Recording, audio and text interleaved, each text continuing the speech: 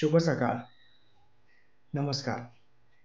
आपण आजच्या ह्या विषयामध्ये जेव्हा विचारांच्या बाबतीत बोलतो, त्यावेळेस आपल्याला एक मुद्दा लक्षात घेतला पाहिजे, की जशी तुमच्या विचारांची जडण-घडण असते, त्याच प्रकारचं विचारातून होणारं कार्य, त्याच प्रकारचे विचारातून होणारे स्पंदनं तुमच्या आयुष्यामध्ये निर्माण होत असतात.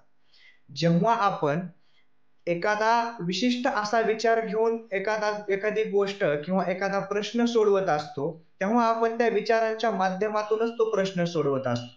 या विचारांचा प्रभाव किंवा पगडा आपल्या शरीरावर एवढ्या जास्त प्रमाणामध्ये होतो, की हे विचार जर आपल्याला पेलवता देखील आले नाहीत, तर त्याचा विपरीत परिणाम सुद्धा आपल्या आयुष्यावर किंवा आपल्या मनावर होऊ शकतो.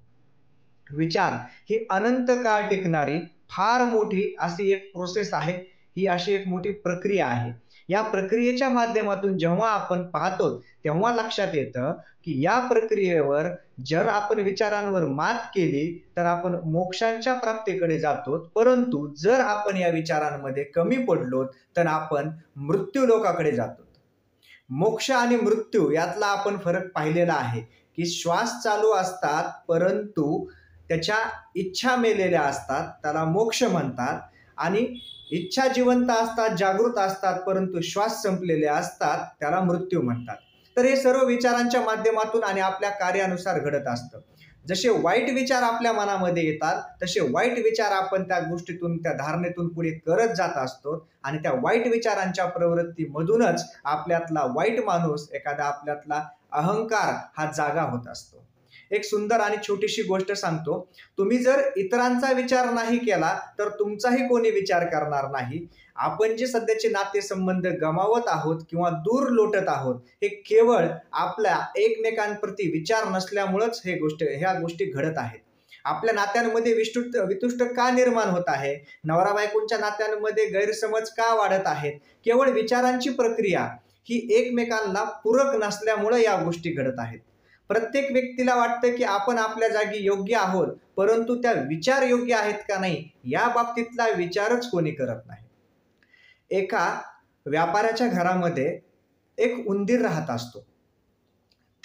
तो उंदीर त्या व्यापाऱ्याच्या घराच्या बाजूला एक छोटंसं बीळ असतं. त्या बिळामध्ये त्या उंदराचं वास्तव्य असतं.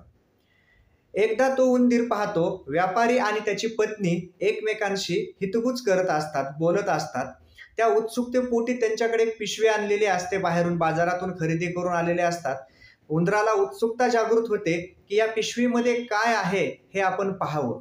म्हणून उंदीर बिळाच्या बाहेर येऊन थोडंसं डोकावतो आणि त्याला दिसतं, की त्या व्यापाऱ्याच्या पत्नीनं व्यापाऱ्याला सांगितलंय, की आपल्या घरात उंदरं झालेले आहेत आणि या उंदरांना पकडण्यासाठी ही उंदरांना पकडण्याची जाळी आणलेली आहे. आणि ही जाळी आपण त्या उंदराच्या घराजवळ, त्याच्या बिळाजवळ ठेवूयात, जेणेकरून यात तो उंदीर अडकेल. ही गोष्ट ऐकून उंदीर फार व्यथित होतो, अस्वस्थ होतो. त्याला वाटतं, की आता आपण पकडल्या जाणार, आपण काय करावं? तेव्हा ही गोष्ट आपल्या इतर मित्रांना, या घरातील इतर प्राण्यांना सांगावी म्हणून तो उंदीर घराच्या बाजूला असलेल्या त्याच्या कबुतरांच्या पिंजऱ्याकडे जातो आणि कबुतरांना सांगतो, की अशा प्रकारे व्यापाऱ्याच्या घरी जाळी आणलेली आहे उंदरांना पकडण्यासाठी आणि ती जाळी ते त्या उंदराच्या घराजवळ, त्याच्या बिळाजवळ लावणार आहेत आणि त्यामध्ये तो अडकू शकतो, तर मला मदत करा. यावर ते कबूतर हसतात आणि त्या उंदराला उडवून देतात. त्याला म्हणतात, की हा तुझा प्रश्न आहे, हा आमचा प्रश्न नाही, त्यामुळे तू तुझ्या प्रश्नावर मार्ग शोध, आमचा त्यात काहीही संबंध नाही, असं म्हणून ते कबूतर त्या उंदराला झिडकारतात. तिथनं निराश होऊन तो उंदीर तिथल्या असलेल्या एका कोंबडीकडे जातो. कोंबडी दाणे टिपत असते परसामध्ये. कोंबडीकडे जाऊन उंदीर म्हणतो, की मला अशा प्रकारे अडकवण्यासाठी या आपल्या व्यापाऱ्याच्या घरात एक जाळी आणलेली आहे. मला याची भीती वाटते, की मी त्या जाळीत अडकेल आणि मग हे मला आपल्या घराच्या बाहेर सोडून देतील. त्यावेळेस कोंबडी देखील कबुतराप्रमाणेच त्या उंदराला उडवून लावते आणि म्हणते, की हा तुझाच प्रश्न आहे, यावर मार्ग कसा काढायचा हे तूच ठरव. उंदीर आता पूर्णपणे हताश होतो. त्याला अजून एक त्याच्या घरामध्ये असलेला प्रेरणेचा स्रोत दिसतो, ज्याच्याकडून आपल्याला मदत मिळेल. म्हणून तो त्या घरामध्ये असलेल्या एका बकरीकडे, म्हणजे शेळीकडे जातो आणि शेळीला देखील तो हीच गोष्ट सांगतो, यावर शेळी देखील हसून त्याला उडवून लावते. ती म्हणते त्या पिंजऱ्याला जवळ जे तुला जाळी लावणार आहेत त्या जाळीत तूच अडकशील, यामध्ये आमचा काय संबंध आहे, तू तुझ्या प्रश्नावर उत्तर शोध आणि मार्ग काढ. असं म्हणून उंदीर हताश होऊन तिथून निघून जातो.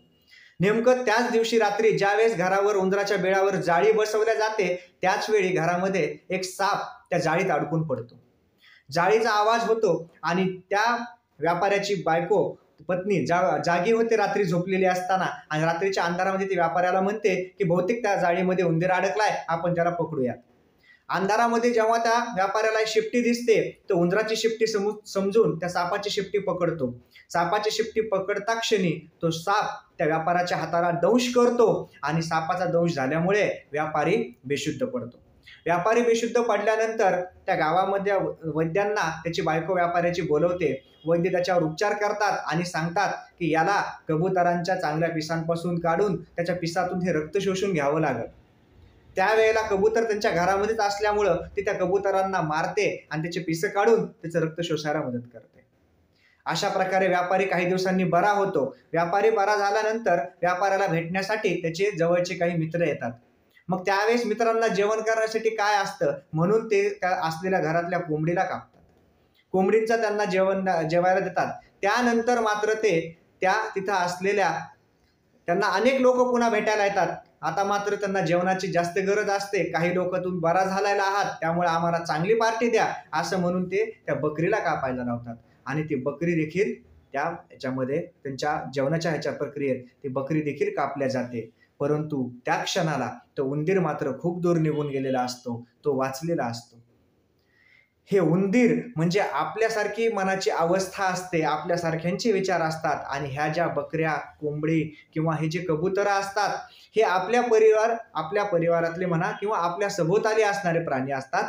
जर एकाचा प्रश्न हा आपला प्रश्न म्हणून आपण सोडवत नसोत तर आपण ह्या सर्वांभोवती आपल्या विचारांचं पगडं असं जाळं निर्माण करतो आणि त्यामध्ये स्वतःच गुरफटत जातो.